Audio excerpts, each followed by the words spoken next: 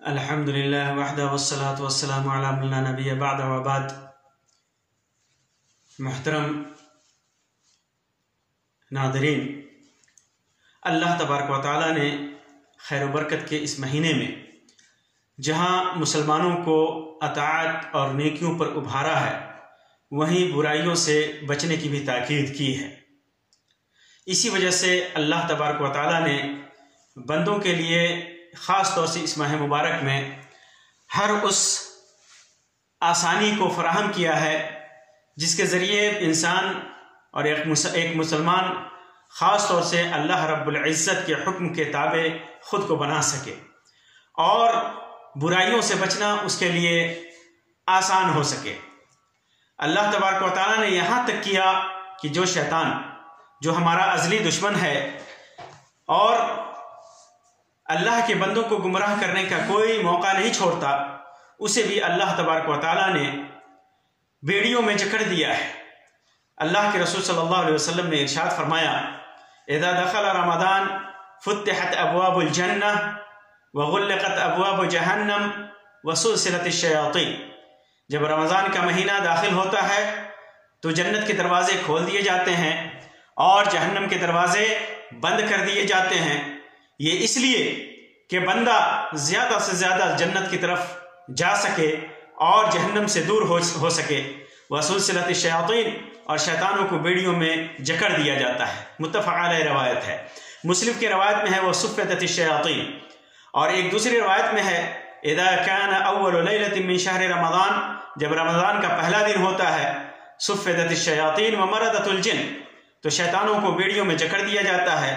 اور جو سرکش جن ہیں ان کو بھی بیڑیوں میں جکڑ دیا جاتا ہے۔ امام ترمذی اور ابن ماجہ نے اس کو روایت کیا ہے اور امام البانی نے صحیح الجامع کے اندر اس کو حسن قرار دیا ہے۔ اس حدیث کی مختلف روایتوں میں شیطان کو بیڑیوں میں جکڑے جانے سے متعلق مختلف الفاظ وارد ہیں، جیسے صفدت الشیاطین، سلسلۃ الشیاطین، تغل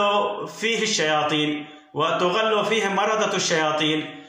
اسی طرح صفدت الشیاطین ومردۃ الجن،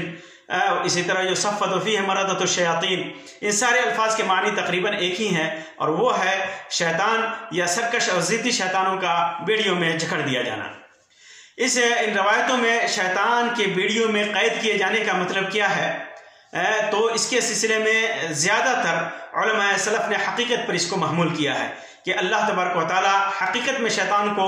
بیڑیوں میں جکڑ دیتا ہے، جن میں امام تقی الدین ابراہیم ابن مفلح، اسی طرح ابو حاتم بن حبان، امام احمد بن حنبل، ابن الملقن، یہ سارے ائمہ اور ان کے علاوہ بہت سارے ائمہ اور علماء نے اس کو حقیقت پر محمول کیا ہے، اور بہت سارے علماء نے مختلف توضیحات پیش کی ہیں، جن میں سے چند کا مختصراً میں ذکر کر دینا مناسب سمجھتا ہوں۔ امام ابو العباس القرطبی رقم طراز ہیں، اگر یہ کہا جائے کہ ہم رمضان میں بہت زیادہ گناہ و معصیت کا وقوع دیکھتے ہیں جبکہ شیطان قید میں ہوتا ہے، تو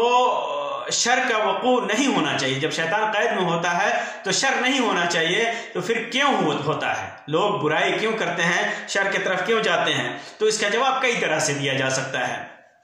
اول، روزے دار کے اس روزہ سے شیطان جکڑا جاتا ہے جس کے اندر روزہ کے تمام شروط اور آداب کا خیال رکھا جاتا ہے، اور جن روزوں کے اندر ان کی رعایت نہیں کی جاتی ان سے شیطان جکڑا نہیں جاتا۔ یعنی جو روزہ اپنے تمام شرائط کے ساتھ ہو انہی سے شیطانوں کو جکڑا جاتا ہے، باقی جو میں روزے کے شرائط پورے نہیں ہوتے ہیں ان روزوں سے نہیں جکڑا جاتا۔ دوم، اگر یہ مان لے کہ شیطان ہر روزہ دار کے لیے جکڑ دیا گیا ہے، اس کے باوجود تمام شیاطین کے جکڑے جانے سے معاصی کا عدم وقوع لازم نہیں آتا، کیونکہ ان کے وقوع کے لیے شیطان کے علاوہ دوسرے اسباب بھی ہیں، جیسے خبیث نفس، بری عادتیں اور شیاطین الانس، یہ سارے ابھارتے ہیں انسان کو۔ خبیث نفس خود خبیث ہے تو وہ خود ابھارتا ہی رہتا ہے، بری عادتیں ہیں وہ چھٹتی نہیں ہیں انسان کی، اور اسی طرح انسانوں میں جو شیاطین ہیں وہ گمراہ کرتے رہتے ہیں۔ تیسری بات یہ ہے کہ یہ عام طور پر سرکش شیطانوں کے بارے میں ہے، لیکن جو سرکش نہیں ہے وہ جکڑے نہیں جاتے۔ اس سے مراد تقلیل الشرور ہے، یعنی برائیوں کا کم ہونا ہے، کیونکہ دیگر مہینوں کے مقابلے میں رمضان میں شر اور فواحش کم ہوتے ہیں۔ مطلب یہ ہوا کہ برائیوں کا کم ہو جانا جو اس رمضان میں واقعی دیگر مہینوں کے مقابلے میں بہت کم ہو جاتا ہے۔ اسی طرح شیخ الاسلام ابن تیمیہ فرماتے ہیں یہ صرف اس لیے ہوتا ہے کیونکہ رمضان میں دل خیر اور نیک اعمال کی طرف راغب ہوتا ہے، جس کی وجہ سے جنت کے دروازے کھلتے ہیں، اور برائیوں سے رک جاتا ہے جس کی وجہ سے جہنم کے دروازے کھلتے ہیں۔ یعنی وہ برائی جن کی وجہ سے جہنم کے دروازے کھلتے ہیں ان برائیوں سے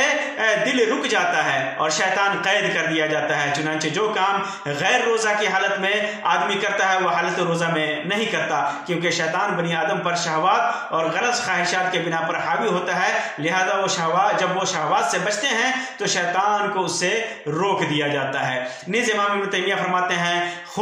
خون کے اندر جس کے اندر شیطان دوڑتا ہے تنگ پڑ جاتا ہے، اور جب تنگ پڑ جاتا ہے تو دل نیکیوں کی طرف راغب ہوتا ہے جن کی وجہ سے جنت کے دروازے کھلتے ہیں۔ واضح رہے کہ شیطان انسان کے خون کی طرح جسم میں دوڑتا ہے، جب خون کے اندر حدت اور وہ گرمی نہیں رہ جاتی، وہ روزہ اور تقوی کی وجہ سے وہ دوڑان نہیں رہ جاتا، تو شیطان کے اندر بھی وہ راستہ تنگ پڑ جاتا ہے اور منکرات اور برائیوں کے ترک کی طرف راغب ہوتا ہے، جن کی وجہ سے جہنم کا دروازہ بند ہوتا ہے اور شیطان قید کر دیا جاتا ہے، تو اس وجہ سے ان کی قوت کمزور پڑ جاتی ہے، لہذا جو کام وہ غیر رمضان میں کر سکتے ہیں رمضان میں نہیں کر سکتے۔